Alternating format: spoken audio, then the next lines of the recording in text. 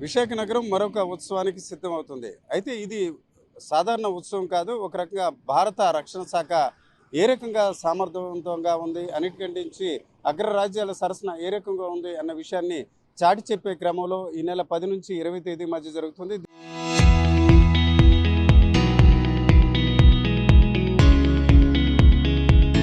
దీనికి దాదాపు 1,00,000 మంది వస్తారని అంచనాల మేరకు దానికి సంబంధించి ఏర్పాట్లు జరుగుతున్నాయి. ప్రతి 10 ఏళ్లకు ఒకసారి జరిగే ఐఎఫ్ఆర్లో భాగంగా దీనికి సంబంధించిన కార్యక్రమం జరుగుతుంది. ఇంటర్నేషనల్ ఫ్లీట్ రివ్యూకి సంబంధించి దాదాపు 100 దేశాలకి ఇప్పటికే ఆహ్వానం పంపారు. కేవలం చైనా, పాకిస్తాన్ మినహాయిస్తే ప్రపంచ దేశాలన్నిటికీ కూడా ఈరోజు ఆహ్వానం పంపడం జరిగింది. దీనికి సంబంధించి ఇప్పటికే 60 దేశాలు పాల్గొంటామని ప్రకటించారు. అందులో యుఎస్తో పాటు ఇతర దేశాలు కూడా పాల్గొంటున్నాయి. ఈ సందర్భంగా భారతదేశానికి సంబంధించిన ఇండియన్ నేవీ, ఆర్మీ అలాగే ఇతర వర్గాలకు సంబంధించిన ఆయుధ సంపత్తిని ప్రదర్శించే అవకాశం ఉంది.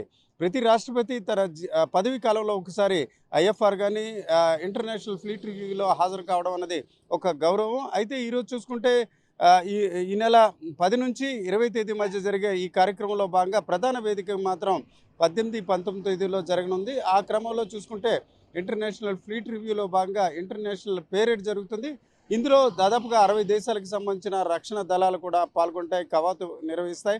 అన్నిటికంటే మించి ఆ దేశ సాంప్రదాయాలను కూడా ప్రదర్శించే అవకాశం ఉంది.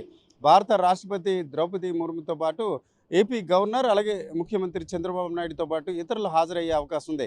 అయితే ఇదంతా ఇంటర్నేషనల్ ఫ్లీట్ రివ్యూ ఒక ఎత్తైతే తాజాగా ప్రపంచ దేశాల్లో జరుగుతున్న పరిణామాల నేపథ్యాన ఈ ఫ్లీట్ రివ్యూ పట్ల దేశం మాత్రమే కాకుండా ప్రపంచం అంతా చూస్తుంది. ఒక రకంగా భారతదేశ ఆయుధ సంపత్తి ఏ రకంగా ఉంది, రక్షణ దళాలు, రక్షణ శాఖ ఎంత బలంగా ఉంది అనే అంశం ఈ ఫ్లీట్ రివ్యూలో ప్రదర్శించే అవకాశం ఉంది. దీనికి సంబంధించి ఆర్కే బీచ్లో ఏర్పాట్లు ఇప్పటికే ప్రారంభమయ్యాయి. దాదాపు 1,00,000 మంది వీక్షించే రీతిని కూడా ఇక్కడ ఏర్పాట్లు చేస్తున్న పరిస్థితి మనకు కనిపిస్తుంది.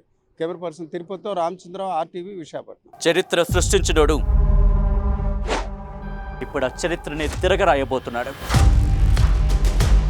అబద్ధాల గోడల్ని బద్దల కొట్టి నిజాలను రాగా మీ ముందుంచబోతున్నాడు.